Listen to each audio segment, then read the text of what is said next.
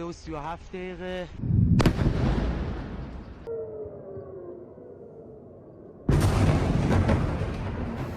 Overnight, Iranian missiles struck an Israeli oil refinery and a power grid. This morning, a state TV outlet in Tehran was bombed during a live broadcast. آنچه که ملاحظه کردید، صدایی که شنیدید، فضای غبارآلود استادیوم.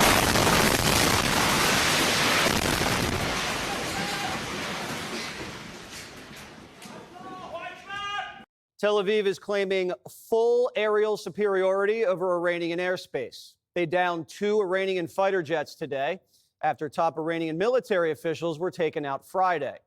Israel says they've already destroyed a third of Iran's missile launchers, and nuclear sites are getting pummeled so badly that residents are being warned of radiation spillage.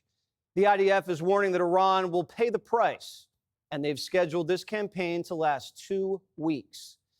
Their plan is to degrade the Iranian nuclear program and destroy their ballistic missile stockpiles. The mullahs are getting battered, and they don't have the military capacity to trade endless missile strikes with Israel.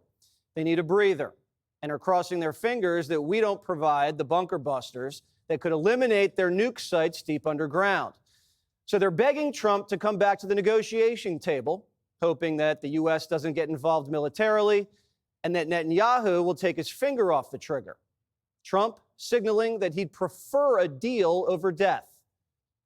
Have you heard any signals or seen any messages from intermediaries that Iran wishes to de-escalate the conflict? Yeah. What have you heard? What have you heard from the Iranians? They'd like to talk, but they should have done that before. I had 60 days, and they had 60 days, and on the 61st day, I said, we don't have a deal. They have to make a deal, and it's painful for both parties, but I'd say Iran is not winning this war, and they should talk, and they should talk immediately before it's too late. Democrats call Trump the taco president, a.k.a. Trump always chickens out. But he gave the Iranians a deadline for a deal, and they missed the deadline. So he let Netanyahu go at him. Now Iran's begging for mercy. And they're not going to get a good of a deal now. The whole world witnessed that. That sends a strong message everywhere, even on trade. Now Iran's lost leverage. They're at their weakest point in decades. Israel's neutralized their proxies, Hamas in Gaza, Hezbollah in Lebanon, and Assad in Syria. The Iranians don't have much of a navy. Their air force is ancient, and their army's sitting ducks if they cross the border on foot into Iraq. They can't project power. The only thing keeping the Ayatollah alive is his nuclear program, and he's clinging on to it so that he doesn't get Gaddafi'd. You remember Gaddafi gave up his nuclear program, and then Barack, Hillary, and the Europeans killed him anyway. Trump says it's very simple.